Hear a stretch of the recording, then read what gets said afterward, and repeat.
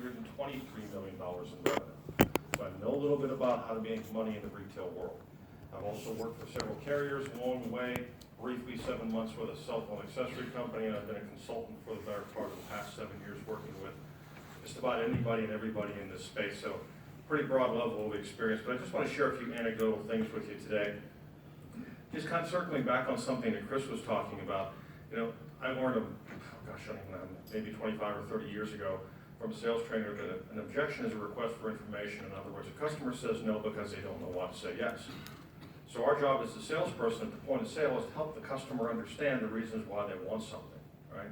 Because if you haven't explained it to them, why would they say yes? So just something to kind of keep in mind. And then there's another one too that you don't have because you don't ask. So going back to that wrap-up question that Chris talked about, if you're not offering people opportunities, don't expect them to just do it on their own. They're trusting us to be the subject matter experts when they walk into the stores.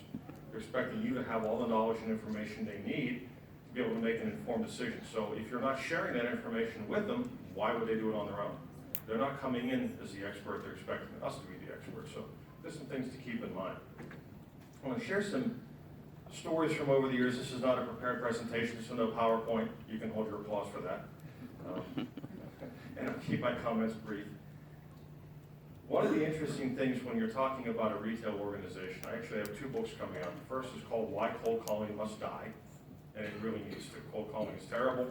I wish I'd have known you back then, Chris. I would have explained all the reasons why you didn't need to make those 59,000 some calls. I would have showed you a better method back then. That made 1 sense. I learned the hard way. All right, one more. You talk about some heavy lifting. You really did learn the hard way, but I have the feeling you won't repeat that mistake again. That was just an awful lot of rejection. That's good for you for still standing today. So that could be buckling. But another one is called Why Retailing Must Die. Okay, I hate what retail basically is. You know why I hate what retail is? Because here's what happens: you walk into a retail store. You're a customer. I walk in. Hi, can I help you? No, thanks. Just looking. Oh, okay. Well, I'll be over here if you need something. You're instantly defeated, right? That's what retail does. Retail hires clerks. They pay them, $7, $8, $9 an hour, no commission. So they really have no incentive. So they don't want to do any extra work because that's how they see it as extra work. It's uncompensated time. For example, don't ever go to a Walmart to buy a cell phone. They don't want to sell you one. And the reason they don't want to sell you one is because it's confusing, it's intimidating, they don't do a lot of it. They perceive it as extra work. They get no extra compensation for it. If you look at Best Buy and Circuit City for years was the dominant player in their space because they had a very lucrative compensation program, and their people were paid commissions on top of their salaries.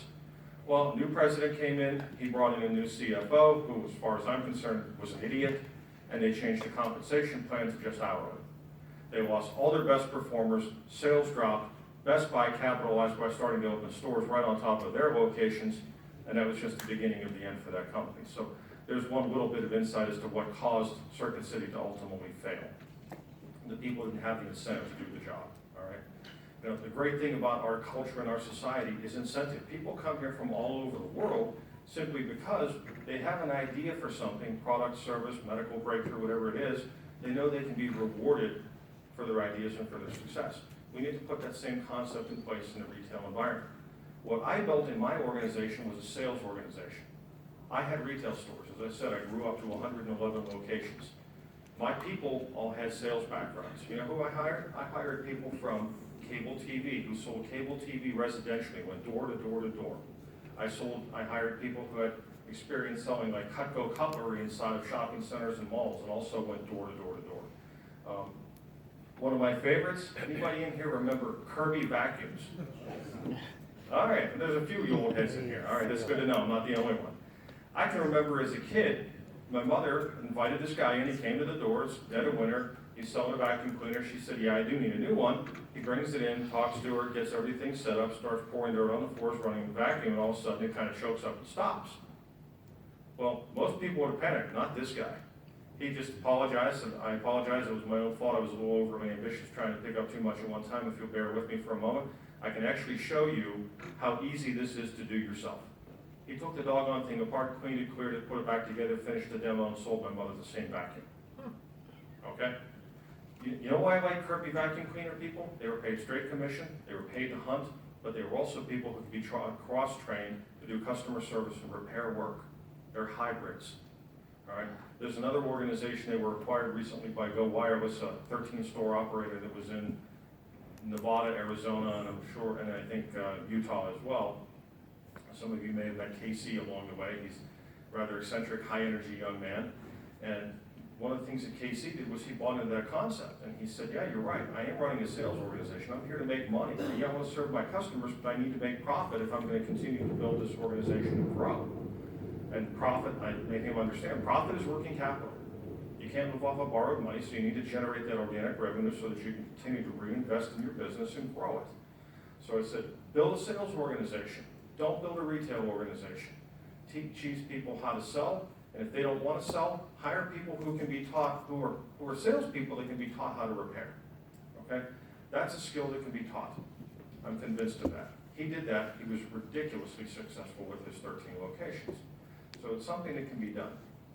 But anyway, I just kind of wanted to throw that out there for your thoughts. You're welcome to follow up with me if you have more questions on that, email, phone call, whatever the case may be, and I'm happy to share more anecdotal information as well as some hard numbers about the idea of building an actual sales organization rather than a retail organization.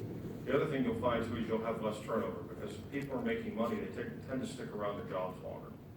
But if they're not making great money, they look around for other things they perceive will be better for them over the course of time, and then you deal with the turnover issues. The only place that has higher turnover than retail is restaurant, fast food restaurant, okay? So you don't want to be in the retail business, you want to be in the sales business, you want to build sales organizations. If you want to be around long-term, be able to open up more CPR locations, someday retire, have a little nest egg of your own, you need to build a strong sales organization first and foremost. Now speaking to that, Chris again touched on some of these things.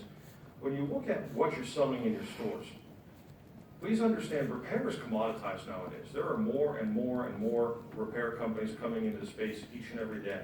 You're not the only ones out there. There's Your Brake Guy Fix, Batteries Plus Bulbs is out there, Stay Mobile. There's a host of other companies that are still out in this business. Recently, well, within the past year, Office Depot, Office Max put repair in 300 of their 1,200 locations.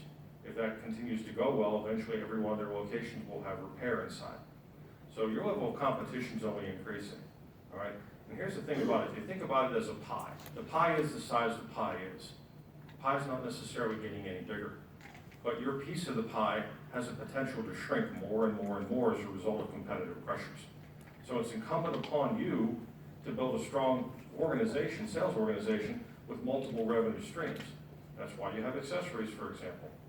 That's just one of other things. That's why we talked about certified pre-owned earlier today, another great revenue source. So it's incumbent upon you to have those different revenue sources in your stores. But one thing that you never want to do is send things out the door for free. Now, I'll share a quick story here before I get off the stage. I was visiting one of my locations in rural western Pennsylvania one day. A customer was complaining about how long everything was taking. Well, we were having problems with our internet. The internet was just running horribly slow, so we were trying to process an activation for a customer, and it just kept failing over and over again because the internet speeds were fluctuating all over the place. Our internet supplier was having a difficult time that day. So the customer was complaining about how long everything was taking.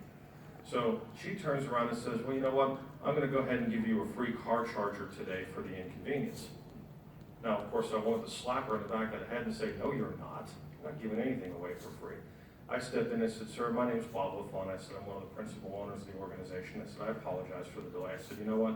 I'm going to do something better for you. So instead of just giving you that car charger, I said, you're going to need a car charger and a protective case for the device. So I'm going to give you buy one, get one free on both.